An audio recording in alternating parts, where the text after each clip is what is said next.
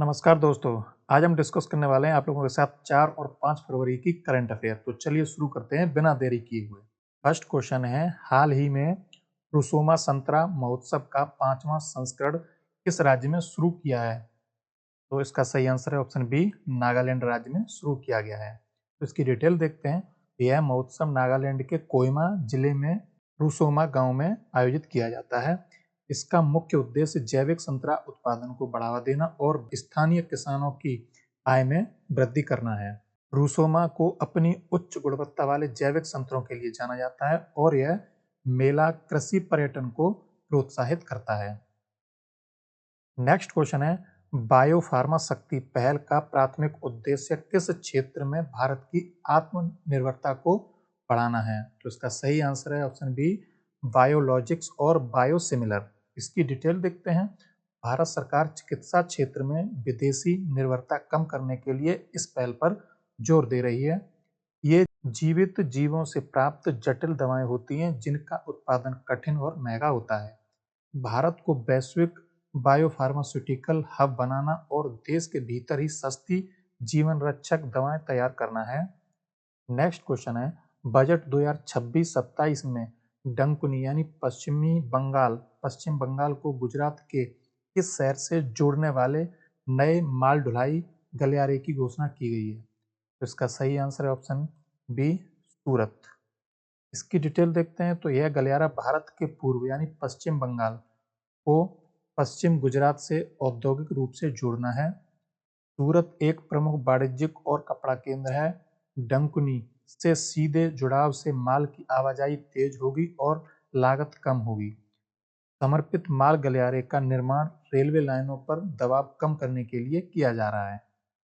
Next question है, budget 2026 में कृषि क्षेत्र के लिए किस एआई आधारित यानी एआई बेस्ड टूल की घोषणा की गई है? तो इसका सही आंसर है ऑप्शन बी, भारत विस्तार। इसकी डिटेल देखते हैं। तो यह एक आर्टिफिशियल इंटेलिजेंस आधारित डिजिटल प्लेटफॉर्म है। यह किसानों को मिट्टी की सेहत, मौसम की सटीक भविष्यवाणी और फसलों की बीमारियों के बारे में त्वरित जानकारी देगा। इसका उद्देश्य पारंपरिक खेती को स्मार्ट खेती में बदलकर उत्पादकता बढ़ाना है। नेक्स्ट क्वेश्चन है, बजट 2026-27 में उल्लेखित ISM 2.0 किस उद्योग से संबंधित है? तो इसका सही answer option B, India semiconductor mission से संबंधित है। इसकी डिटेल देखते हैं। तो मिशन का जो लक्ष्य है वो भारत को चिप निर्माण के वैश्विक मानचित्र पर लाना है। ISM 2.0 पहले मिशन का उन्नत संस्करण है जिसमें सेमीकंडक्टर फैब्रिकेशन और डिस्प्ले इकोसिस्टम विकसित करने के लिए अधिक निवेश का प्रावधान है। रणनीति की जो इसकी आवश्यकता है उसको देखते हुए इलेक्ट्रॉनिक्स से लेकर रक्षा क्षेत्र तक हर जगह सेमीकंडक्टर की जरूरत होती है। नेक्स्ट क्वेश्चन है, किन 4 राज्यों में दुर्लभ मृदा गलियारे यानी रेयर अर्थ कॉरिडोर्स स्थापित किए जाएंगे? तो इसका सही answer option B, Odisha, Kerala, Andhra Pradesh और तमिलनाडु। इसकी डिटेल देखते हैं। तो ये वे खनिज हैं जो स्मार्टफोन, ईवी बैटरी और रक्षा उपकरणों के निर्माण के लिए अत्यंत आवश्यक हैं। इन चारों तटीय राज्यों में खनिज संपदा प्रचुर मात्रा में उपलब्ध है। चीन जैसे देशों पर खनिज आयात की निर्भरता को खत्म करना और घरेलू आपूर्ति बनाना है। ठीक है। नेक्स्ट क्वेश्चन है, प्रो रेसलिंग लीग 2026 का खिताब किस टीम ने जीता है? इसका आंसर है हरियाणा थंडर्स ने जीता है। की डिटेल देखते हैं। तो यह प्रतियोगिता भारत की प्रमुख पेशेवर कुश्ती लीग है। हरियाणा को भारत की कुश्ती की राजधानी माना जाता है और उनकी टीम की जीत खेल में उनकी प्रतिभा को दर्शाती है। नेक्स्ट क्वेश्चन है, वॉशिंगटन में आयोजित squash on squash on fire open का खिताब किस भारतीय खिलाड़ी ने जीता है? तो इसका सही आंसर है अनाहत सिंह ने जीता है। इसकी डिटेल देखते हैं। तो युवा खिलाड़ी अनाहत सिंह ने अंतर्राष्ट्रीय मंच वॉशिंगटन में जो हुआ है पर भारत का गौरव बढ़ाया है। यह जीत भारतीय स्क्वैश के उभरते भविष्य का प्रतीक है। नेक्स्ट क्वेश्चन है, पद्मश्री पुरस्कार के लिए चुने गए संत निरंजन दास किस संस्थान के प्रमुख हैं? तो इसका सही आंसर है डेरा सचखंड वल्ला जो जालंधर में स्थित है। की डिटेल देखते हैं। उन्हें समाज सेवा और आध्यात्मिक मार्गदर्शन के लिए पद्मश्री से सम्मानित किया गया है। डेरा सचखंड वल्ला पंजाब का एक प्रमुख आध्यात्मिक केंद्र है जो सामाजिक न्याय और समानता की दिशा में कार्य करता है। नेक्स्ट क्वेश्चन है, बजट 2026-27 में औद्योगिक गलियारों के पास कितनी यूनिवर्सिटी टाउनशिप स्थापित करने का प्रस्ताव है? तो इसका सही आंसर है 5 यूनिवर्सिटी स्थापित करने का प्रस्ताव है। इसकी डिटेल देखते हैं। तो औद्योगिक गलियारों के पास टाउनशिप बनाने से उद्योगों को सीधे कुशल श्रम यानी स्किल्ड लेबर मिलेगा। यह कदम शिक्षा को सीधे रोजगार और उद्योग की जरूरतों से जोड़ने का प्रयास है। नेक्स्ट क्वेश्चन है, बजट 2026-27 में ग्रोथ कनेक्टर्स के रूप में कितने नए हाई स्पीड रेल कॉरिडोर की घोषणा की गई है? तो इसका सही आंसर है 7 रेल कॉरिडोर की घोषणा की गई है। इसकी डिटेल देखते हैं। तो यह कॉरिडोर बड़े शहरों के बीच यात्रा के समय को काफ़ी कम कर देंगे। इन्हें ग्रोथ कनेक्टर्स कहा गया है क्योंकि ये व्यापार और पर्यटन के माध्यम से आर्थिक विकास को गति देंगे। नेक्स्ट क्वेश्चन है, युवाओं को केंद्रीय बजट की बेहतर समझ देने के लिए मनसुख मंडाविया ने किस राष्ट्रव्यापी पहल का शुभारंभ किया है? तो इसका सही आंसर होगा माई भारत बजट क्वेस्ट 2026। इसकी डिटेल देखते हैं। तो युवाओं के बीच वित्तीय साक्षरता बढ़ाना और उन्हें देश की आर्थिक नीतियों से जोड़ना है। माई भारत पोर्टल के माध्यम से युवाओं को बजट के विभिन्न पहलुओं पर शिक्षित किया जाएगा। नेक्स्ट क्वेश्चन है, 13वां भारत किर्गिस्तान संयुक्त सैन्य अभ्यास खंजर 13 कहाँ आयोजित होगा? तो इसका सही आंसर है असम। ठीक है, इसकी डिटेल देखते हैं। तो यह संयुक्त सैन्य अभ्यास आतंकवाद विरोधी अभियानों और पहाड़ी युद्ध कौशल में दोनों देशों की सेनाओं के बीच सहयोग बढ़ाने के लिए आयोजित किया जाता है। इस श्रृंखला का 13वां संस्करण है जो भारत और मध्य एशियाई देशों के बीच मजबूत होते रक्षा संबंधों को भी दर्शाता है। असल में जंगलों और असम के जंगलों और पहाड़ी इलाकों का उपयोग वास्तविक युद्ध जैसी स्थितियों में प्रशिक्षण के लिए किया जाएगा। नेक्स्ट क्वेश्चन है, रक्षा मंत्रालय ने हाल ही में यंत्र इंडिया लिमिटेड को किस श्रेणी का दर्जा प्रदान किया गया है? तो इसका सही आंसर है मिनी रत्न श्रेणी फर्स्ट का दर्जा दिया गया है। इसकी डिटेल देखते हैं। तो मिनी रत्न श्रेणी 1 का दर्जा उन सार्वजनिक क्षेत्र के उपक्रमों को दिया जाता है जिन्होंने पिछले 3 वर्षों में लगातार लाभ कमाया हो। यह दर्जा मिलने के बाद अब कंपनी को वित्तीय निवेश और नई परियोजनाओं के लिए सरकार से अनुमति लिए बिना अधिक स्वायत्तता और शक्ति प्राप्त होती है।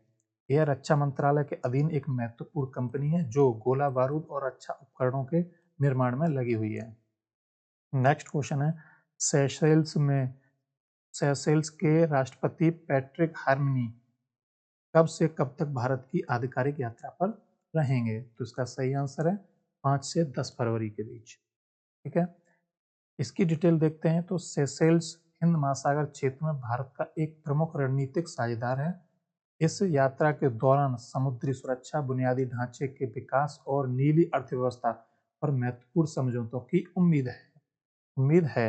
यह यात्रा भारत के सागर यानी security and growth for all in the region vision को और मजबूती प्रदान करेगी। नेक्स्ट क्वेश्चन है, बैगेल रूल 2026 लागू होने के बाद अब विदेश से आने वाले यात्री कितने मूल्य तक का सामान ड्यूटी फ्री यानी कर मुक्त ला सकते हैं? तो इसका सही आंसर है 75,000 यानी 75,000 रुपए का सामान बिना करके ला सकते हैं। इसकी डिटेल देखते हैं। तो सरकार ने अंतर्राष्ट्रीय यात्रियों के लिए नियमों को सरल बनाते हुए ड्यूटी फ्री सीमा को बढ़ाकर 75,000 रुपए तक कर दिया है। इसका उद्देश्य विदेश से आने वाले भारतीय यात्रियों और पर्यटकों को सुविधा देना और हवाई अड्डों पर कस्टम प्रक्रियाओं को तेज करना है। यात्री अब अधिक मूल्य के उपहार या निजी उपयोग का सामान बिना किसी अतिरिक्त सीमा शुल्क के ला सकेंगे।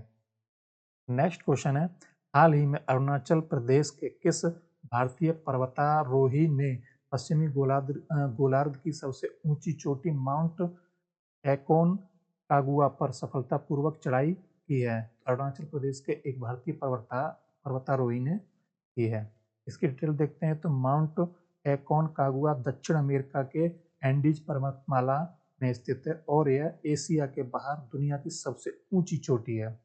अरुणाचल प्रदेश के पर्वतारोही की यह सफलता भारत के साहसिक खेलों और पूर्वोत्तर राज्यों की प्रतिभा को वैश्विक स्तर पर प्रदर्शित करती है। यह चोटी अत्यधिक ऊंचाई और खराब मौसम के कारण कारण पर्वतारोहियों के लिए बहुत कठिन मानी जाती है। नेक्स्ट क्वेश्चन है, भविष्य की सरकारों को आकार देना विषय के साथ वर्ल्ड गवर्नमेंट समिट 2026 का आयोजन कहाँ हुआ है? इसका सही आंसर है दुबई में का आयोजन हुआ है। की डिटेल देखते हैं तो इस वर्ष का मुख्य विषय यानी थीम भविष्य की सरकारों को आकार देना रखा गया है। यह समिट दुनिया भर के नेताओं, विशेषज्ञों और भविष्यवादियों को एक साथ लाता है ताकि शासन में एआई यानी आर्टिफिशियल इंटेलिजेंस, जलवायु परिवर्तन और भविष्य की चुनौतियों पर चर्चा की जा सके। दुबई में आयोजित यह शिखर सम्मेलन वैश्विक शासन प्रणालियों में सुधार और नवाचार का एक बड़ा मंच बन चुका है। नेक्स्ट क्वेश्चन है, बेस्ट ऑडियो बुक नरेशन और स्टोरी टेलिंग रिकॉर्डिंग श्रेणी में ग्रैमी अवार्ड 2026 किसने जीता है? तो इसका सही आंसर है दलाई लामा ने ये किताब जीता है। की डिटेल देखते हैं तो तिब्बती आध्यात्मिक गुरु दलाई लामा को उनके शांति, अहिंसा और करुणा के वैश्विक संदेशों को ऑडियो माध्यम से प्रभावी ढंग से पहुंचाने के लिए इस प्रतिष्ठित पुरस्कार को सम्मानित किया गया है। यह संगीत और रिकॉर्डिंग की दुनिया का सबसे बड़ा अंतर्राष्ट्रीय सम्मान है जो द रिकॉर्डिंग एकेडमी द्वारा हर साल दिया जाता है। यह जीत दर्शाती है कि आध्यात्मिक और मानवतावादी विचारों का आधुनिक डिजिटल और ऑडियो प्लेटफॉर्म पर बहुत गहरा प्रभाव है। नेक्स्ट क्वेश्चन है, एशियाई राइफल और पिस्टल शूटिंग चैंपियनशिप 2026 की मेजबानी किस शहर में की जा रही है? इसका सही आंसर है नई दिल्ली में की जा रही है। डिटेल देखते हैं तो भारत की राजधानी नई दिल्ली इस महत्वपूर्ण महाद्वीपीय चैंपियनशिप की मेजबानी कर रहा है। इसका मुख्य आयोजन डॉक्टर करनी सिंह शूटिंग रेंज में किया जा रहा है जो विश्व स्तरीय सुविधाओं से सुसज्जित है। यह आयोजन एशियाई निशानेबाजों के लिए अपनी रैंकिंग सुधारने और भविष्य के ओलंपिक खेलों के लिए कोटा हासिल करने या तैयारी करने का एक बड़ा अवसर है। शूटिंग में भारत का वैश्विक प्रदर्शन हमेशा शानदार रहा है, इसलिए इस चैंपियनशिप की मेजबानी भारत के खेल इंफ्रास्ट्रक्चर को मजबूती को दर्शाती है। नेक्स्ट क्वेश्चन है, सिंगापुर एयर शो 2026 में भारतीय वायुसेना की कौन सी टीम भाग लेने जा रही है? तो इसका सही आंसर है सारंग हेलीकॉप्टर डिस्प्ले टीम भाग लेने जा रही है। तो इसकी डिटेल देखते हैं। यह भारतीय वायुसेना की विख्यात हेलीकॉप्टर डिस्प्ले टीम है जो स्वदेशी रूप से विकसित यानी ध्रुव की फुल फॉर्म क्या है देखते हैं तो एडवांस्ड लाइट हेलीकॉप्टर यानी ALH हेलीकॉप्टरों का उपयोग करती है। सिंगापुर एयर शो एशिया का सबसे बड़ा एरोस्पेस और रक्षा कार्यक्रम है। यहाँ भारतीय टीम की भागीदारी भारत की उन्नत विमानन तकनीक और हमारे पायलटों के बेजोड़ कौशल का प्रदर्शन करती है।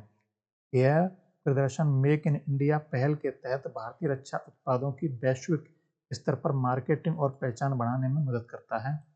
नेक्स्ट क्वेश्चन है, नए व्यापार समझौते के तहत अमेरिका ने भारतीय सामानों पर शुल्क 25% से घटाकर कितना कर दिया है? तो इसका सही आंसर होगा 18% कर दिया है। ठीक है, अमेरिका ने भारतीय निर्यातकों को बड़ी राहत देते हुए आयात शुल्क में 7% यानी 25% से घटाकर 18% की महत्वपूर्ण कटौती करने पर सहमति व्यक्त की है।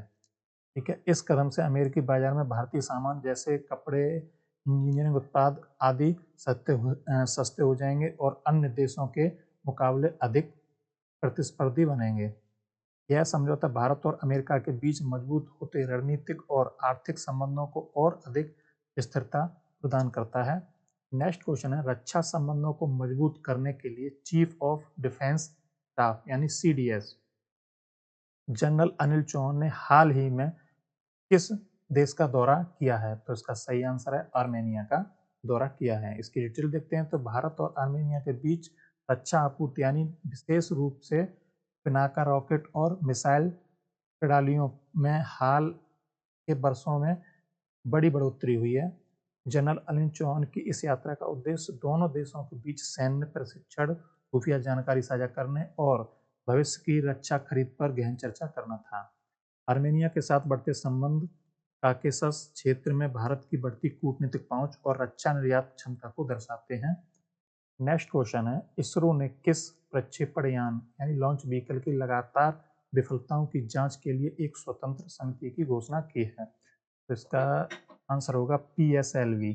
ठीक है, डिटेल देखते हैं तो PSLV इसमें इसकी फुल फॉर्म है polar satellite launch vehicle. ISRO का सबसे भरोसेमंद और सफल रॉकेट रहा है, लेकिन हाल के कुछ मिशनों में आई तकनीकी समस्याओं ने वैज्ञानिकों की चिंता बढ़ा दी है। यह स्वतंत्र समिति रॉकेट के डिजाइन, निर्माण गुणवत्ता और प्रक्षेपण चरणों की गहन समीक्षा करेगी ताकि भविष्य के व्यावसायिक मिशनों की 100% सफलता सुनिश्चित हो सके। इसरो अपनी वैश्विक प्रतिष्ठा और व्यावसायिक उपग्रह प्रक्षेपण बाजार में अपनी पकड़ बनाए रखने के लिए यह कड़ा कदम उठा रहा है। नेक्स्ट क्वेश्चन है, हाल ही में चर्चा में रही पुस्तक और स्टार्स ऑफ डेस्टिनी किस पूर्व भारतीय सेना प्रमुख का संस्मरण है? तो इसका सही आंसर है जनरल MM नरवणे। ठीक है, इसकी डिटेल देखते हैं तो पुस्तक की सामग्री जो है वो इस संस्करण में जनरल MM नरवणे ने अपने लंबे सैन्य करियर लद्दाख में चीन के साथ हुए गतिरोध यानी गलवान घाटी में जो हुआ था और अग्निपथ योजना की पृष्ठभूमि जैसे अत्यंत संवेदनशील मुद्दों पर अपने अनुभव साझा किए हैं। यह पुस्तक चर्चा का केंद्र क्यों रही है? तो पुस्तक के कुछ अंशों को लेकर संसद और रक्षा विशेषज्ञों के बीच काफी बहस हुई, जिससे यह पुस्तक समकालीन सैन्य इतिहास के लिए महत्वपूर्ण हो गई है। नेक्स्ट क्वेश्चन है, भारतीय पर्वतारोही कवकयानों ने हाल ही में माउंट एकांक्वा एकांकगुआ फतेह किया है। यह किस महाद्वीप की सबसे ऊंची चोटी है? तो इसका आंसर है दक्षिणी अमेरिका की। इसकी डिटेल देखते हैं तो माउंट एकांकगुआ ऊंचाई 6,961 मीटर एंडीज पर्वतमाला में स्थित है और यह एशिया के बाहर दुनिया की सबसे ऊंची चोटी है। अरुणाचल प्रदेश की पर्वतारोही कवकयानों की यह सफलता दर्शाती है कि भारतीय पर्वतारोही दुनिया के सबसे कठिन 7 समिट्स को फतेह करने की दिशा में तेजी से आगे बढ़ रहे हैं। नेक्स्ट पॉइंट है, इस चोटी पर चढ़ाई करना इसके अत्यधिक कम तापमान और कम ऑक्सीजन के कारण बहुत चुनौतीपूर्ण माना जाता है। नेक्स्ट क्वेश्चन है, भारत 61वीं ला वियनालो डी वेनेजिया अंतर्राष्ट्रीय कला प्रदर्शनी में भाग ले रहा है। इसका आयोजन किस देश में हो रहा है? तो इसका आंसर है इटली में हो रहा है। वेनिस वियनाले दुनिया की सबसे पुरानी और सबसे प्रतिष्ठित समकालीन कला प्रदर्शनियों में से एक है, जिसे कला जगत का ओलंपिक भी कहा जाता है। भारत इस वैश्विक मंच पर अपनी सांस्कृतिक विविधता, आधुनिक कला और पारंपरिक धरोहर का प्रदर्शन करता है। ऐसी भागीदारी से भारतीय कलाकारों को अंतर्राष्ट्रीय पहचान मिलती है और वैश्विक कला बाजार में भारत का प्रभाव बढ़ता है। नेक्स्ट क्वेश्चन है, भारत की आधिकारिक यात्रा पर आने वाले पैट्रिक हरमिनी किस देश के राष्ट्रपति हैं? इसका आंसर है सेशेल्स। ठीक है, इसकी डिटेल देखते हैं तो राष्ट्रपति पैट्रिक हरमिनी 5 से 10 फरवरी के बीच भारत की यात्रा पर रहेंगे और सेशेल्स हिंद महासागर क्षेत्र यानी IOR में भारत का एक प्रमुख रणनीतिक साझेदार है। भारत वहाँ बुनियादी ढांचा परियोजनाओं और समुद्री सुरक्षा के लिए में सक्रिय सहयोग दे रहा है। यात्रा के दौरान नीली अर्थव्यवस्था यानी ब्लू इकोनॉमी, आतंकवाद विरोधी अभियान और तटीय निगरानी नेटवर्क को मजबूत करने पर बहुत महत्वपूर्ण चर्चा हुई है।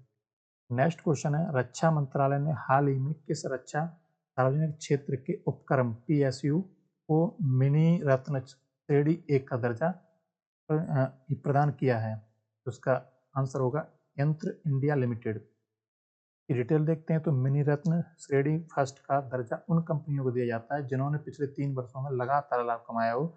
यह दर्जा कंपनी को अधिक वित्तीय और परिचालन स्वायत्तता देता है। यंत्र इंडिया लिमिटेड आयुध निर्माणी बोर्ड के पुनर्गठन से बनी उन 7 नई रक्षा कंपनियों में से एक है जो भारतीय सेना के लिए गोला बारूद और कलपुर्जे बनाती है। अब यह कंपनी विदेशी सहयोग और नई परियोजनाओं के लिए तेजी से निर्णय ले सकेगी। नेक्स्ट क्वेश्चन है, हाल ही में किसने नौसेना आयुध महानिदेशक यानी director general of naval armament के रूप में पदभार संभाला है? तो इसका सही आंसर है श्री दिवाकर जयंत ने यह पदभार संभाला है। ये डिटेल देखते हैं तो नौसेना आयुध महानिदेशक भारतीय नौसेना के लिए सभी प्रकार के हथियारों, मिसाइलों, टारपीडो और गोला बारूद की डिजाइन, खरीद और रखरखाव के लिए जिम्मेदार होते हैं। श्री दिवाकर जयंत की नियुक्ति नौसेना की मारक क्षमता और तकनीकी तैयारियों को आधुनिक बनाने में सहायक होगी। नेक्स्ट क्वेश्चन है, केंद्रीय चिड़ियाघर प्राधिकरण CZA की 43वीं बैठक की अध्यक्षता हाल ही में किसके द्वारा की गई है?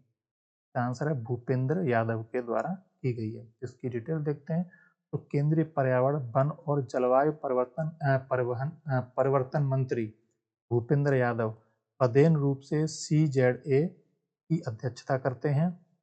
इस बैठक में भारतीय चिड़ियाघरों के आधुनिकीकरण, लुप्तप्राय प्रजातियों के संरक्षण और प्रजनन और वन्य जीवों के कल्याण के लिए नए दिशा निर्देशों पर चर्चा की गई है। भारत के चिड़ियाघरों को विश्व स्तरीय शैक्षिक और संरक्षण केंद्रों के रूप में विकसित करना है। नेक्स्ट क्वेश्चन है, बजट 2026-27 के तहत शिक्षा मंत्रालय को कुल कितनी राशि आवंटित की गई है? तो इसका सही आंसर है 1,39,289 करोड़ रुपए आवंटित किए गए हैं। इसकी डिटेल देखते हैं तो सरकार ने इस वित्त वर्ष में शिक्षा के लिए अब तक का एक बड़ा फंड यानी लगभग 1,39,00,000 करोड़ 1.39 लाख करोड़ रुपए आवंटित किए हैं। इस राशि का उपयोग नई शिक्षा नीति यानी NEP 2020 के कार्यान्वयन, डिजिटल शिक्षण प्लेटफॉर्मों के विस्तार और स्कूलों के बुनियादी ढांचे को स्मार्ट बनाने के लिए किया जाएगा। बजट का एक निश्चित हिस्सा उच्च शिक्षा में शोध यानी रिसर्च और कौशल विकास को बढ़ावा देने के लिए भी रखा गया है ताकि देश की युवा शक्ति को रोजगार के लिए तैयार किया जा सके। ठीक है, अगर आपको ये करंट अफेयर का वीडियो अच्छा लगा हो तो वीडियो को लाइक करें, शेयर करें और हाँ, चैनल को सब्सक्राइब करना ना भूलें ताकि आगे आने वाले ऐसे ही वीडियो का आपको नोटिफिकेशन समय से मिलता रहे।